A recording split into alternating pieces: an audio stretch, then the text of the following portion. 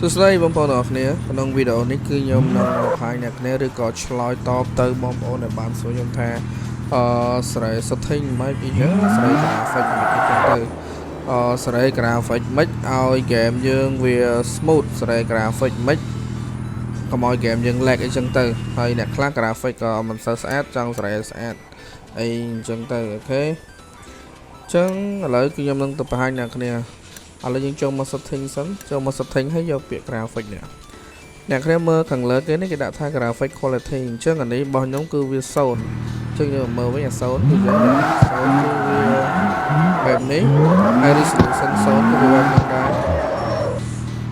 វាអត់សូវច្បាស់អញ្ចឹងណាតែឥឡូវយើងទៅមើលពី resolution មិញក៏0ដែរឥឡូវខ្ញុំទាញ resolution ឲ្យកប់ហើយអានេះgraphic quality នៅដែរឥឡូវយើងទៅមើល resolution ចឹងមិញវាយ៉ាងអត់សូវច្បាស់អញ្ចឹងឥឡូវគឺវាច្បាស់ហើយតែវាតទៅនឹង graphic ដងអញ្ចឹងបងប្អូនអាចសេរីទៅមកតាមនឹងបានតាមទូរស័ព្ទបើសិនជាបងប្អូនបើកប់ទៅទូរស័ព្ទវាគាំងយើងបន្ថយវិញមកបើសិនទូរស័ព្ទយើងល្អបើកប់អត់អីលេងមកកប់ទៅឥឡូវខ្ញុំបើកវាមកកប់ណាហើយ radar នេះអានេះយើងមើលពីចម្ងាយអញ្ចឹងទៅអានេះសម្មាល់ quality អញ្ចឹងទៅវាមានកន្លែងនេះអានេះយើងបើកទាំងអស់ហ្នឹងមកពីនេះហើយជាមួយខ្ញុំបើកវាមកកប់តើទូរស័ព្ទខ្ញុំហត់រួចអត់ឥឡូវយើងចេញទៅមើលអ្នកគ្នាហើយតើ graphic វា smooth ច្បាស់អត់និយាយទៅពេលដែលទាញកប់អញ្ចឹងគឺវាច្បាស់ហើយ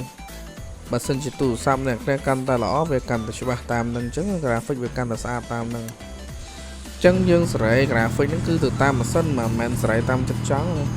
ទេគ្នាទូរស័ព្ទគ្នាយើងកម្រិតប៉ុណ្្នេះយើងចង់សេរីមកកប់ក៏ទៅរួចដែរឥឡូវយើងតេស្តមើលសិនគឺថារៀងកៀងហើយសម្រាប់ទូរស័ព្ទរបស់ខ្ញុំនេះគឺ11 Pro Max តែបើសិនជាខ្ញុំលេងមុខដង្ហាលគឺវាអាចរត់រួចតែអានេះខ្ញុំលេងវាឡើងក្តៅវិញអញ្ចឹងថតទៅហើយបើ graphic ខាងទៅគឺបើ graphic កប់ទៅគឺវាអាច slow បែរកៀងខ្លះតែនេះគឺនៅលេងបានទេនេះគឺនៅលេងបានណាអូខេកៀង slow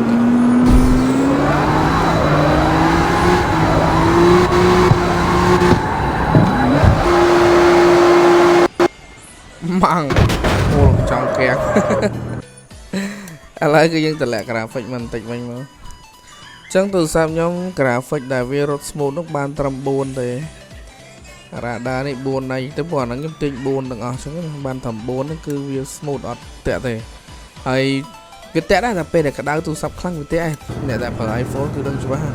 ហើយតែពេលទូរស័ព្ទយើងចាប់ផ្ដើមឡើងកម្ដៅគឺតាក់ឯងតែបើសិនជាអ្នកគ្នាលេងហើយមានដង្ហើមតកជាមួយគឺអត់ទៅនិយាយថា smooth ច្បាស់ល្អនេះក៏នៅតែទីនេះហើ